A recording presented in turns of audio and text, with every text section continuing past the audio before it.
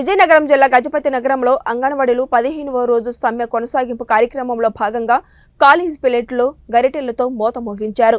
ఈ సందర్భంగా anganwadi workers union జిల్లా గౌరవ అధ్యక్షులు వి లక్ష్మి మాట్లాడుతూ ప్రభుత్వం పౌష్టికాహార సేవలను అంగన్వాడీలు కొనసాగించాలంటే సమ్మె విరమింప చేయాలని మాట్లాడుతున్నారు తప్ప సమస్యల పరిష్కారం దిశ వైపు ఆలోచించకపోవడం చాలా దుర్మార్గమని ఆమె పేర్కొన్నారు.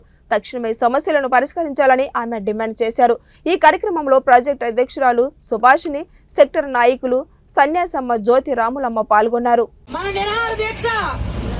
సమ్మె 15వ రోజుకి చేరింది.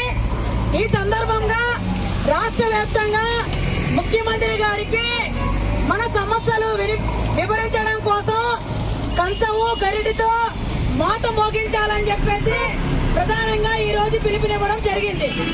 ప్రధానంగా మొన్న మంత్రి గారు మాట్లాడుతూ లబ్ధిదారులకి, గర్భిణీలకి, బాలింతలకి పౌష్టికాహారం అందించాలి, అందడం లేదు కాబట్టి అంగన్వాడీలందరూ అర్థం చేసుకొని సమ్మెను విరమింపు చేయమని చెప్పారు. మనం ఒకటే చెప్తున్నాం మంత్రి గారికి కానీ ముఖ్యమంత్రి గారికి కానీ, మేము గర్భిణీలకి, బాలింతలకి, లబ్ధిదారులకి పౌష్టికాహారం అందించడానికి సిద్ధంగా ఉన్నాం. వాళ్ళకి పౌష్టికాహారం ఇప్పటి వరకు అందిస్తున్నాం.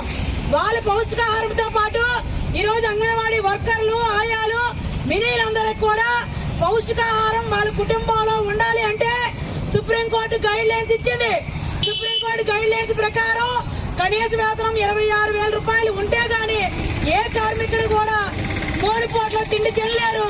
భర్త, భార్య, ఇద్దరు పిల్లలు, అత్త, మామ కలిపి పౌష్టికాహారం తినాలంటే 26,000 రూపాయలు ఇవ్వాలని సుప్రీంకోర్టు గైడ్ లైన్స్ ఇచ్చింది.